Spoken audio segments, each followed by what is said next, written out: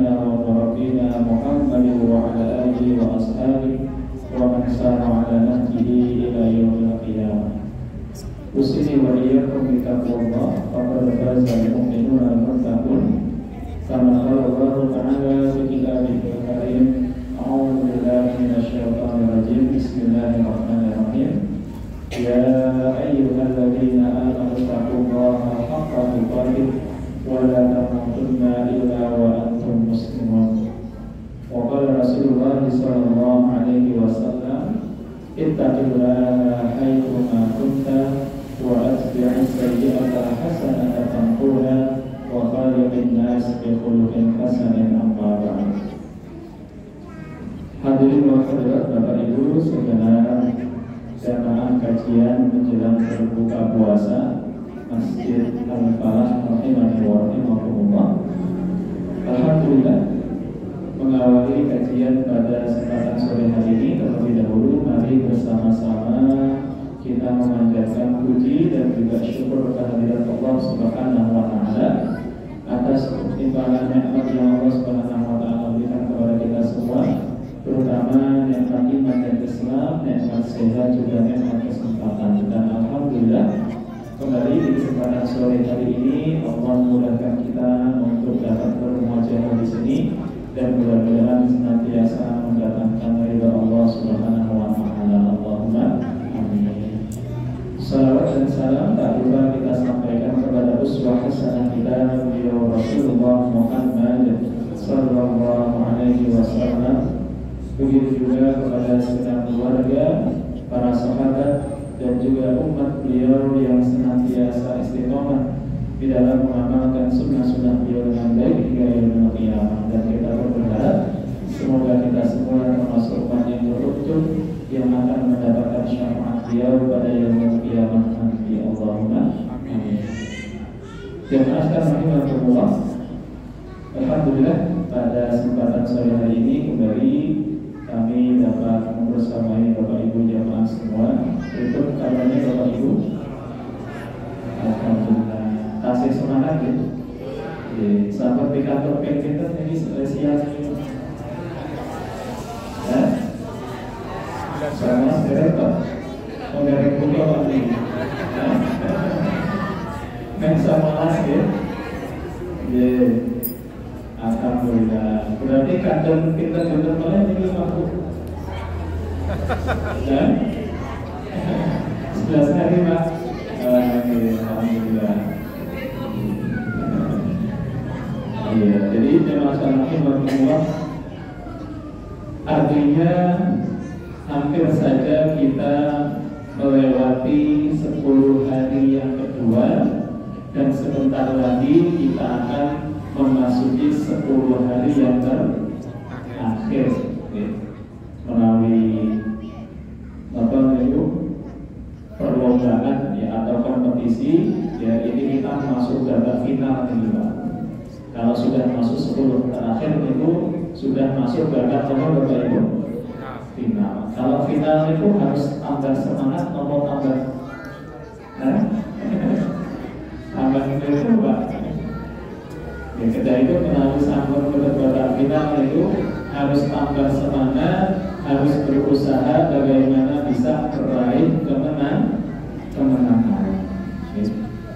Dan bermasalah rahimahullah, dalam satu hadis Nabi Sallallahu Alaihi Wasallam yang diriwayatkan dari sahabat Anas bin Malik disebutkan bahwasanya karena Rasulullah Sallallahu Alaihi Wasallam idza dakhala al-ashr, adalah Rasulullah Shallallahu Alaihi Wasallam apabila sudah masuk kepada hari yang ke-10, maksudnya 10 terakhir, al-ashru min awakhir, 10 yang terakhir.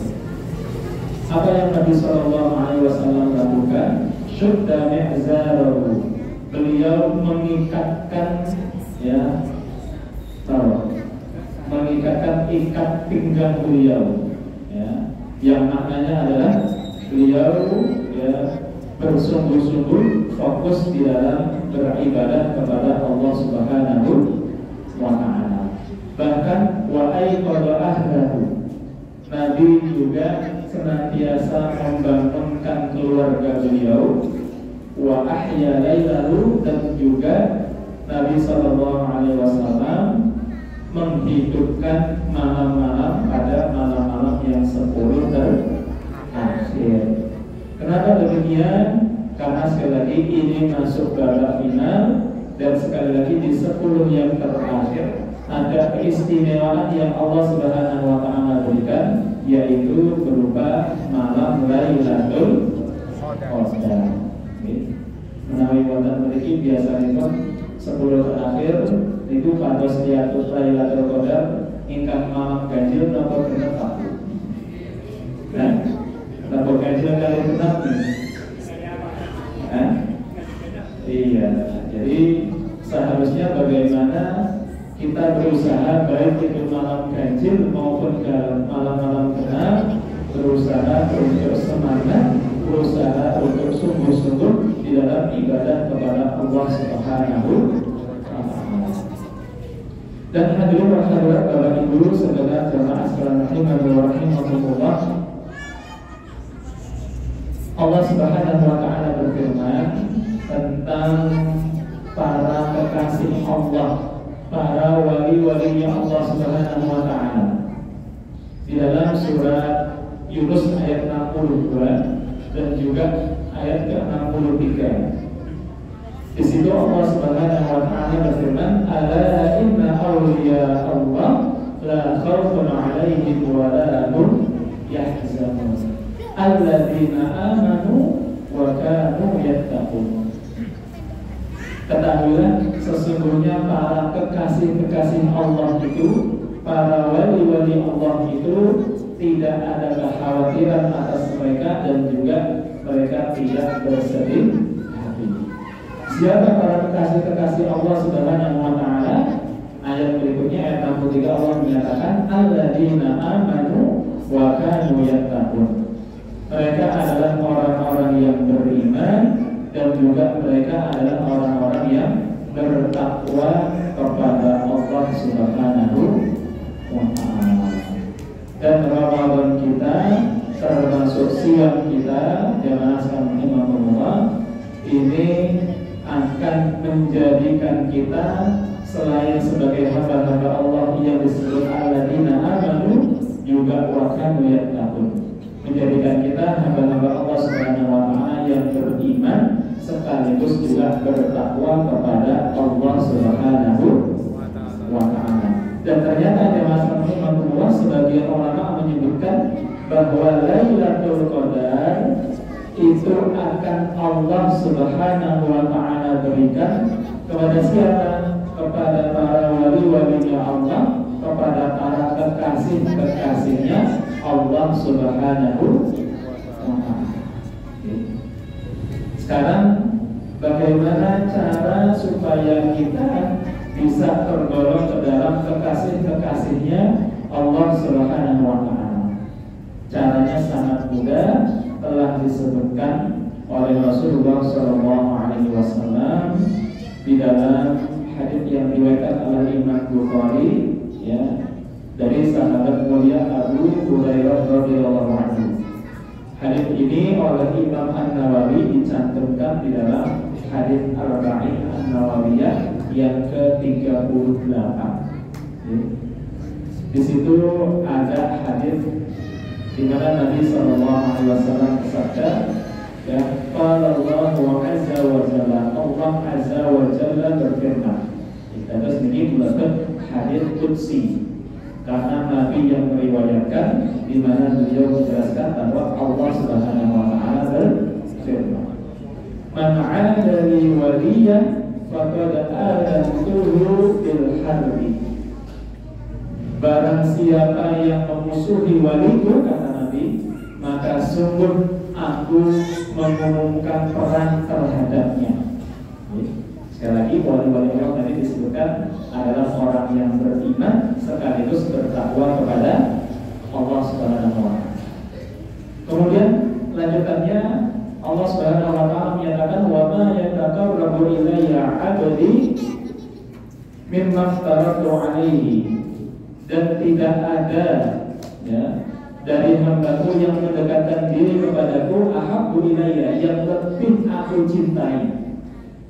Mimma faradu alaihi, kecuali dari apa-apa yang telah aku fardukan kepadanya. Wa ma yazalu yataqarrabu ilayya bin nawafil hatta uhibbahu. Dan tidaklah seorang hambaku mendekatkan diri kepadaku dengan ibadah-ibadah yang sunnah, dengan ibadah-ibadah yang nawafil, melainkan niscaya aku akan mencintainya.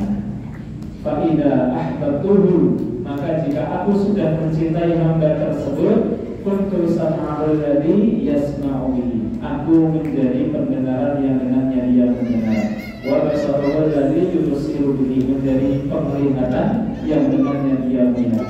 Wa yaduhu alladhi yabtishu biha, menjadi tangan yang dengannya dia menggenggam. Wa rijluhu allati yamshi biha, dan menjadi kaki yang dengannya dia berjalan. Walakin sa'alani la'u'tiyannahu walakin ista'adani la'u'idannahu. Kalau dia minta kepadaku maka aku kabulkan. Kalau hamba-Mu tersebut memohon perlindungan kepadaku, pasti aku akan berikan perlindungan. Nah, di dalam hadis ini Bapak Ibu yang Rahimahullah, kalau kita mau dapat Lailatul Qadar, di antaranya adalah dengan berusaha menjadi kekasih-kekasihnya Allah, menjadi wali-walinya Allah, menjadi orang-orang yang dicintai oleh Allah Subhanahu wa taala. Caranya yang pertama, bagaimana kita memperbaiki ibadah yang fardu. Fokus kepada ibadah yang apa Bapak Ibu? Fardu. Baru yang kedua ditambah dengan ibadah-ibadah yang sunnah. Masalahnya hari ini banyak orang yang fokus kepada yang sunnah, justru malah lupa terhadap yang fardu. Bagaimana semangat menjalankan yang sunnah, tapi kurang semangat di dalam menjalankan yang fardu. Contoh Bapak Ibu, sholat Isya itu termasuk ibadah sunnah atau ibadah fardu waktu? Sholat Isya fardu atau sunnah? Fardu. Sholat tarawih fardu atau sunnah? Sunnah. Tapi ada sebagian orang yang ketika ketinggalan sholat Isya itu boten raos pripun, tidak merasa rugi, tidak merasa kecewa. Ketika ketinggalan sholat Isya, tidak menyesal, tapi begitu ketinggalan sholat tarawih kok rasanya turun kamu menyesal kan? Padahal sholat Isya itu statusnya adalah sholat wajib, sholat fardu, sementara sholat tarawih statusnya adalah sholat apa itu? Sholat sunnah. Nah, maka bagaimana sekali lagi kita berusaha untuk memperbaiki ibadah-ibadah kita yang sifatnya apa? Fardu. Baru kemudian ketika yang fardu ini sudah kita fokus untuk perbaiki, kita lanjutkan dengan menambah kepada ibadah-ibadah yang sunnah. Sunnah pun juga itu ada urutan-urutannya Pak. Sunnah tarawih dengan sunnah rawatib. Rawatib itu ibadah yang mengiringi ya sholat fardu, sholat wajib. Ada qobliyah, ada ba'diyah. Ingkang langkung utama itu tarawih nopo ba'diyah isya. Ba'diyah isya. Kenapa kok lebih utama ba'diyah isya daripada tarawih? Betul Pak? Apa jawaban itu begitu? Mengiringi sholat fardu. Ada yang lain jawabannya kira-kira apa Bu?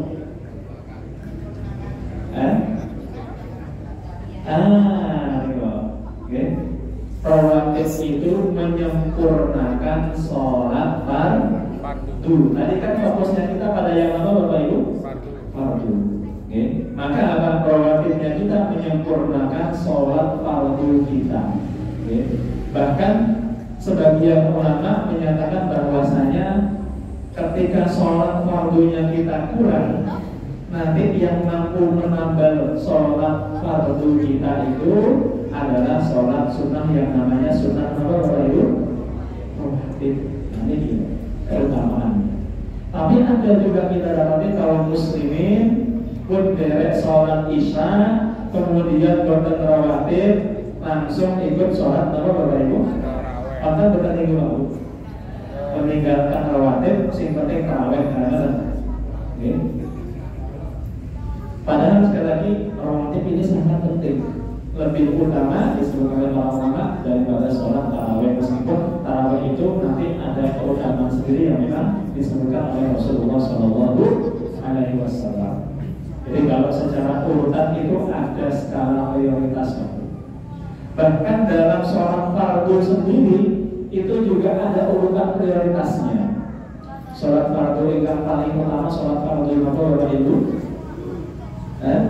Subuh, zuhur, asar, maghrib, isya. Kita dari 5 waktu ini sholat yang paling utama sholat apa Bu? Subuh. Sepakat ya?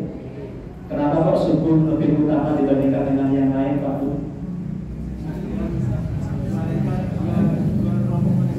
Iya. Jadi ada malaikat yang sedang apa? Pergantian malaikat yang mengawasi agama Allah Subhanahu wa Ta'ala. Dan hari sholat subuh itu sendiri pun juga ada yang lebih utama lagi. Dari sekian hari yang ada, sholat subuh di hari Jumat jauh lebih utama dibandingkan dengan sholat subuh di hari-hari yang lain. Jadi ada urutannya, ada prioritasnya. Setelah subuh berapa menit Pak? Isya. Isya atau asar, atau dengan asar atau dengan isya nih? Wah, ayo, asar atau isya apa? Ya, para ulama meletakkan urutan yang kedua itu adalah sholat asar. Sholat isya. Sholat apa? Asar. Alasannya tadi karena waktu asar itu juga waktu apa waktu pergantian. Iya. Selain itu juga hadis Nabi SAW yang diriwayatkan oleh Imam Bukhari yang menyebutkan man sholal bardaini dakhala jannah, barang siapa yang sholat di 2 waktu dingin dijamin masuk surga. Nah, para ulama menyebutkan 2 waktu dingin itu adalah waktu subuh dan juga waktu asar. Karena asar itu sudah perpindahan dari panas menuju dingin sejuk. Ya. Bahkan di dalam Al-Quran sendiri Allah Subhanahu wa Ta'ala menyatakan hafidhu 'alas sholawati was sholatil wusta wa qumu lillahi qanitin. Jagalah olehmu sholat-sholat, maksudnya sholat-sholat fardu yang 5. Tapi Allah menyebut secara khusus was-sholatil wusta, dan sholat pertengahan. Nah, yang dimaksud sholat pertengahan itu apa? Asar. Jadi ketika Allah menyebut satu sholat secara khusus, maka ini menunjukkan kalau sholat itu adalah sholat yang istimewa. Sebagaimana ketika Allah menyebutkan pada malam Lailatul Qadar, segenap malaikat-malaikat turun ke bumi. Tanazzalul malaikatu. Tapi Allah juga menyebutkan warruhu fiha, dan ar-ruh yaitu malaikat Jibril juga turun pada malam itu. Para ulama menyebutkan disebutkannya malaikat Jibril secara khusus. Kan sebenarnya kan kalau Allah menyebut tanazzalul malaikatu, turunlah para malaikat pada malam Lailatul Qadar itu, berarti kan malaikat Jibril sampun masuk hitungan malaikat. Tapi ketika Allah menyebutkan dan juga malaikat Jibril, ini menunjukkan kedudukan malaikat Jibril yang istimewa di hadapan Allah Subhanahu wa Ta'ala dibandingkan dengan malaikat-malaikat yang lain. Begitu juga ketika Allah menyebut was-sholatil wusta, sholat pertengahan, ini menunjukkan sholat asar ini istimewa dibandingkan dengan sholat-sholat yang lain, kecuali sholat subuh tadi. Karena kalau sholat subuh, ayat yang lain menyebutkan di dalam surat Al-Isra ini loh, wa minal laili fatahajjad bihi nafilatan laka asa ay yab'athaka rabbuka maqaman mahmuda. Wa qur rabbi adkhilni mudkhala sidqi wa akhrijni mukhraja sidqi waj'alni min ladunka sultanan nasira wa qul ja'al haqqu wa zahaba al-batil innal batila kana zahuqa. Ayat sebelumnya Allah sebutkan bahwasanya apa? Wa Qur'anal fajr. Ya. Ada bacaan Quran di waktu apa Bapak Ibu? Fajar. Bacaan Quran di waktu fajar yang dimaksud adalah sholat subuh. Ya, Allah memerintahkan untuk sholat subuh yang dimana pada sholat itu ya malaikat sekedar malaikat menyaksikan. Kemudian Allah memerintahkan untuk menambah orang-orang yang beriman dengan amalan nafilah baru, yaitu sholat yang namanya sholat tahajud. Kemudian jemaah sekalian rahimani wa rahimakumullah, baru setelah itu nanti ya ada sholat isya, baru kemudian zuhur, baru yang terakhir sholat maghrib. Jadi sholat maghrib itu hitungannya paling lama akhir. Bahkan dari 5 sholat waktu tadi masih ada fardu yang lebih utama lagi. Fardu yang lebih utama. Yang fardunya itu sampai kepada tingkatan fardu ya ain. Ya. Apa itu? Yaitu sholat Jumat. Sholat apa Bapak Ibu? Jumat. Sholat Jumat itu lebih utama dibandingkan dengan sholat-sholat 5 waktu, baik itu subuh ya atau zuhur, asar, maghrib maupun juga isya. Nah ini urutan-urutan. Termasuk dalam sholat-sholat sunnah juga ada prioritas. Nah jemaah nanti maksudullah Nabi SAW melalui hadits qudsi menyebutkan tidak ada dari seorang hamba Allah yang mendekatkan diri kepada Allah Subhanahu wa Ta'ala yang lebih Allah cintai dari perkara yang Allah fardukan.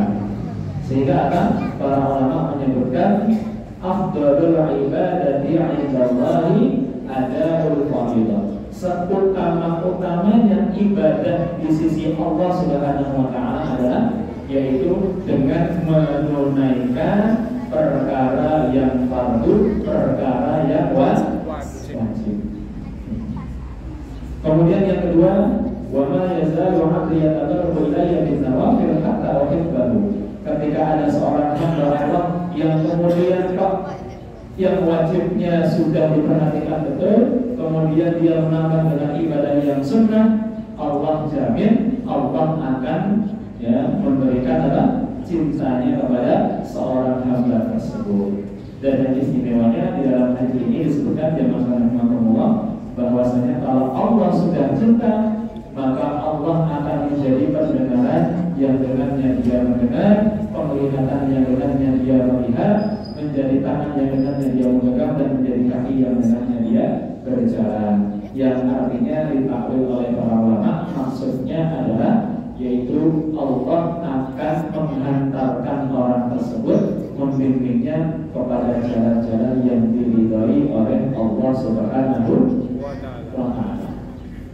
Jadi pendengarannya itu hanya Allah ya arahkan kepada mendengarkan yang baik-baik. Hanya Allah arahkan khusus untuk mendengarkan yang mendatangkan ridha Allah ini. Kalau mencintai Allah itu pendengarannya Allah jaga.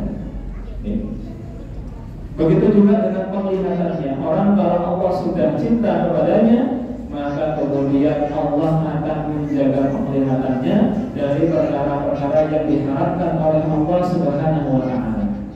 Allah jaga dia bagaimana penglihatannya itu hanya terarah tertuju kepada yang diridhai oleh Allah Subhanahu wa Ta'ala. Begitu juga dengan tangan dan kakinya, ya, tangannya akan diarahkan untuk melakukan perbuatan-perbuatan yang diridhai oleh Allah, kakinya akan diarahkan untuk berjalan menuju jalan-jalan yang diridhai oleh Allah Subhanahu wa Ta'ala. Kemudian keistimewaannya lagi, walakin sa'alani la'u'tiyannahu. Allah menyatakan kalau hambaku minta kepadaku, niscaya aku akan berikan kepadanya, niscaya aku akan kabulkan. Dan kalau dia minta perlindungan, niscaya akan diberi perlindungan oleh Allah Subhanahu wa Ta'ala. Maka jamaah sekalian rahimakumullah, itulah cara bagi kita sekalian untuk bisa meraih yang namanya Lailatul Qadar, yaitu berusaha menjadi hamba-hamba yang dicintai oleh Allah Subhanahu wa Ta'ala. Atau dalam kata lain, yaitu menjadi wali-walinya Allah Subhanahu wa Ta'ala. Wali itu artinya adalah yang dekat, yang dikasihi, yang dicintai oleh Allah Subhanahu wa Ta'ala. Di mana Allah berwala kepada mereka, sebagaimana mereka pun loyalitas kepada Allah Subhanahu wa Ta'ala. Kemudian supaya semangat kita terjaga, khususnya di 10 yang terakhir ini,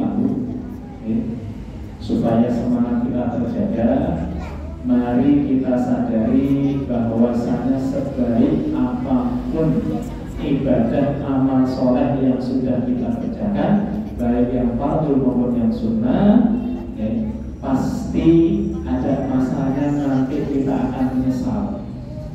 Ada masanya kita akan menyesal. Dan yang namanya menyesal itu di depan atau di belakang waktu. Di belakang. Tidak ada yang namanya menyesal di depan. Umumnya penyesalan itu namanya di belakang. Bahkan jamaah sekalian rahimahumullah, Rasulullah SAW bersabda dalam satu hadis yang diriwayatkan oleh Imam At-Tirmidzi, "Wa ma yatahassaru ahlul jannah."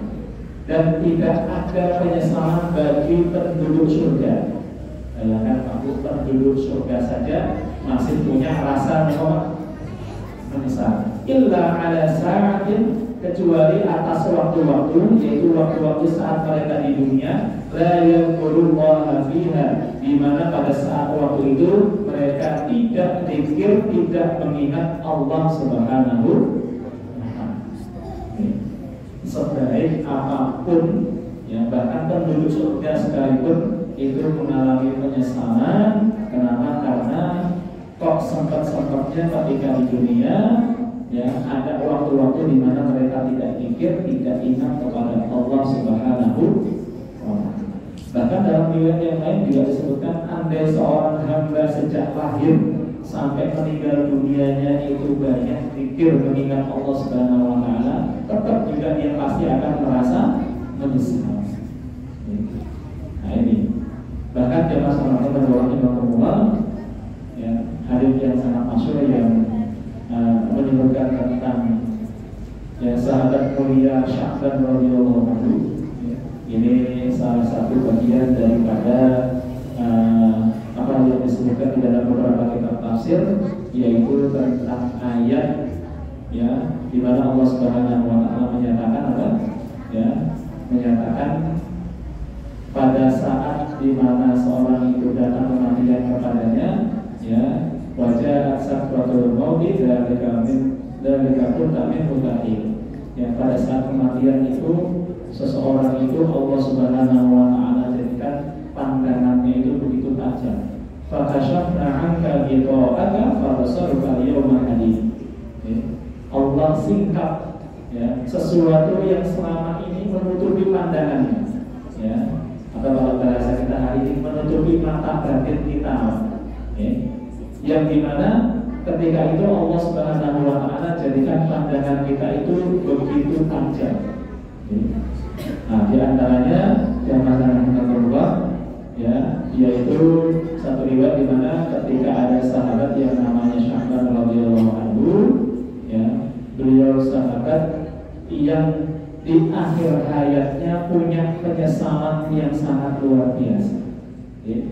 Sampai mengulang-ulang kalimat-kalimat tersebut yang dianggap oleh istrinya, beliau itu sudah dalam kondisi tidak sadarkan diri karena istilah kita bahwa sudah halu, sudah kok berbicara sesuatu yang tidak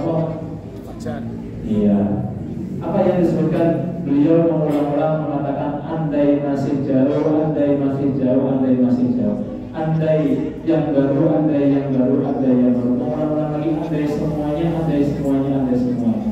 Ternyata apa? Ketika hal itu ditanyakan oleh istrinya kepada Rasulullah SAW, Rasulullah menyebutkan bahwa suamimu pada saat kondisi sakaratul maut itu bukan sedang dalam keadaan tidak sadar, justru dalam keadaan sadar penuh dan pandangannya terbuka. Di mana pada saat itu Allah Subhanahu wa Ta'ala menampakkan balasan dari kebaikan-kebaikan yang dilakukannya. Ya. Yang ketika dia mengatakan andai masih jauh, di mana ketika itu dia melakukan sebuah kebaikan menuntun orang buta. Ya, meskipun ya jarak dari dia menuntun sampai ke masjid itu sudah sangat dekat, tetap dituntun bagus. Ya. Kemudian Allah tampakkan pahala dari menuntun orang buta ke masjid tadi dengan pahala yang sangat luar biasa, sehingga kemudian dia menyesal. Kenapa Pak? Sehingga menggunakan kalimat andai masih jauh. Ini sebagai bentuk apa Bapak Ibu? Penyesalan. Artinya apa? Seandainya masih jauh tentu akan lebih banyak lagi pahala yang didapatkan.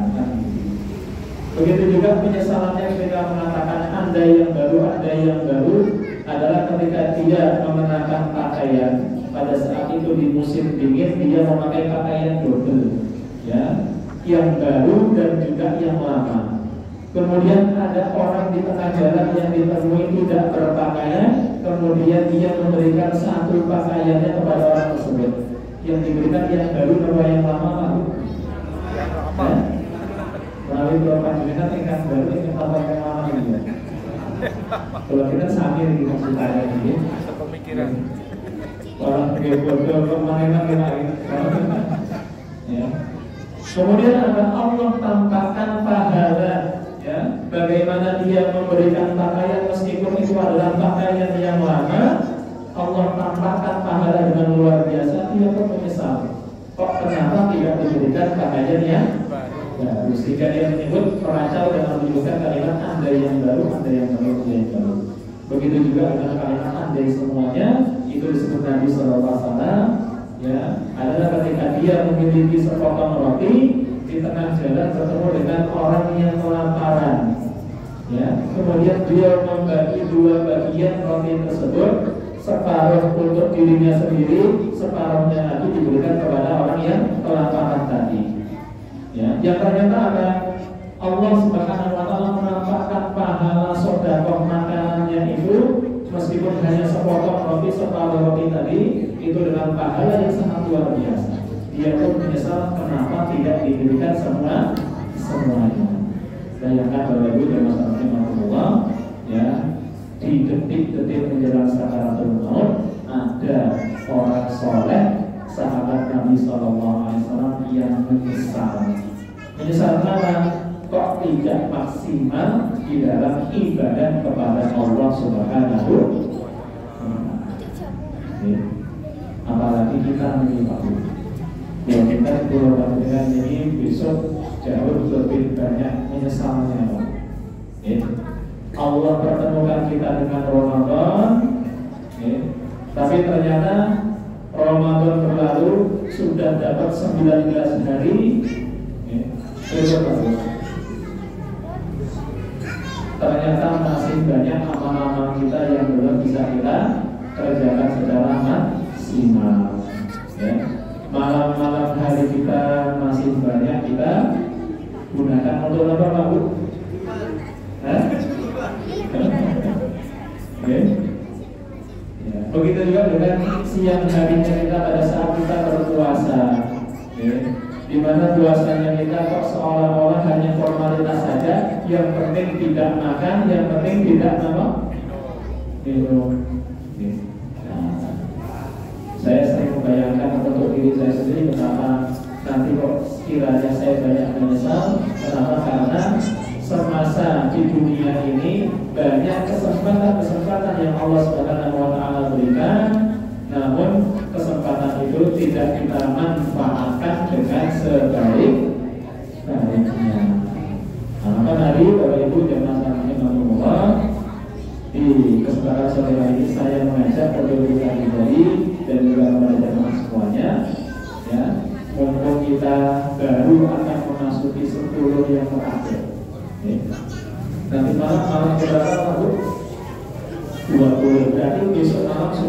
ke-21, berarti sudah masuk 10 yang terakhir. Nah, maka saya mengajak mari kita teladani, kita iktibar kepada Rasulullah SAW yang di 10 terakhir bagaimana beliau fokus di dalam ibadah, mengajak keluarganya juga untuk ibadah, bahkan menghidupkan malam-malamnya untuk menggapai yang namanya Lailatul Qadar. Mudah-mudahan apa yang kita niatkan dan apa yang coba kita upayakan ini semuanya dimudahkan oleh Allah. Kita bisa mengisi khususnya 10 yang terakhir ini dengan ibadah yang maksimal agar kita kemudian bisa meraih cintanya Allah, ridhonya Allah, sekaligus juga mendapatkan keutamaan yaitu mendapatkan malam Lailatul Qadar. Allahumma amin. Barangkali itu ya masalah Allah yang dapat kami sampaikan pada kesempatan sore hari ini. Mudah-mudahan ini menjadi penerangan khususnya bagi saya pribadi dan juga mengenai kepada saudara jamaah semua. Masih tersisa berapa menit? 5 menit, Pak? Ya, kita tutup dengan berdoa kepada Allah Subhanahu wa Ta'ala di keadaan kita yang sedang berpuasa dan juga di waktu yang mustajab untuk berdoa ini. Mudah-mudahan kita berharap Allah Subhanahu wa Ta'ala senantiasa mengijabat doa-doa kita semua. Allahumma amin. Mari kita doakan kebaikan untuk diri kita, keluarga-keluarga kita, kedua orang tua kita yang masih ada maupun yang sudah tiada, dan juga kita mohon kebaikan kepada Allah untuk seluruh saudara kita kaum muslimin di mana pun berada. Alhamdulillah, masyaallah, bismillahirrahmanirrahim. Hamdan syakirin, hamdan na'imin, hamdan ni'anan wa yubahiru mazidan ya rabbana lakal hamdu wa lakal syukru wa ilaikal masir. Allahumma inna nas'aluka bi annana nashhadu annaka anta Allah la ilaha illa anta al-ahadus samad lam yalid wa lam yulad wa lam yakul lahu kufuwan ahad.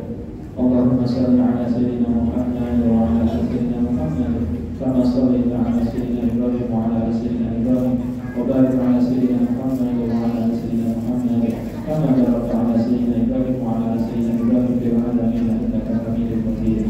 Allahumma ighfir lil mu'minina wal mu'minat wal muslimina wal muslimat al ahya'i minhum wal amwat innaka sami'un qaribun mujibul da'wat wa ya qadiyal hajat. Allahumma ighfir lana wa li ikhwanina alladhina sabaquna bil iman wa la taj'al fi qulubina ghillan lil ladzina amanu rabbana innaka ra'ufur rahim. Allahumma ighfir lana wa li walidina warhamhum kama rabbawna shighara. Allahumma ighfir lana wa li walidina warhamhum kama rabbawna shighara.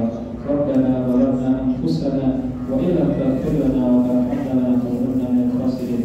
Rabbana la tu'akhidhna in nasina aw akhtana.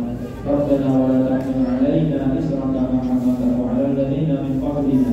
Rabbana wa la tuhammilna ma la taqata lana bihi wa'fu 'anna waghfir lana warhamna anta maulana fansurna 'alal qawmil kafirin.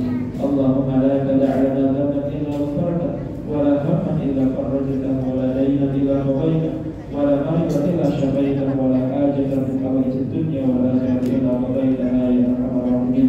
Allahumma inna nas'aluka salamatan fid din wa 'afiyatan fil jasad wa ziyadatan fil 'ilmi wa barakatan fil rizqi wa tawbatan qabla al-maut wa rahmatan 'inda al-maut wa maghfiratan ba'da al-maut. Allahumma hawwin 'alaina fi sakarati al-maut wa najata min an-nar wal 'afwa 'inda al-hisab. Allahumma taqabbal minna innaka antas samiul 'alim wa tub 'alaina innaka antat tawwabur rahim. Allahumma rizqna al-istiqamah wa ahdina bi husnil khatimah. Allahumma taqabbal minna siyamana wa salatana wa tilawatana wa qiyamana wa ruku'ana wa sujudana wa takhashu'ana wa tadarru'ana wa tamim taqsirana ya rabbal alamin. Rabbana hab lana min azwajina wa dhurriyyatina qurrata a'yun waj'alna lil muttaqina imama. Rabbi ij'alni muqimas salati wa min dhurriyyatina rabbana wa taqabbal du'a. Rabbana atina min ladunka rahmah wa hayyi' lana min amrina rashada. Rabbana atina fid dunya hasanah wa fil akhirati hasanah wa qina adzaban nar. Subhana rabbika rabbil izzati amma yasifun wa salamun 'alal mursalin walhamdulillahi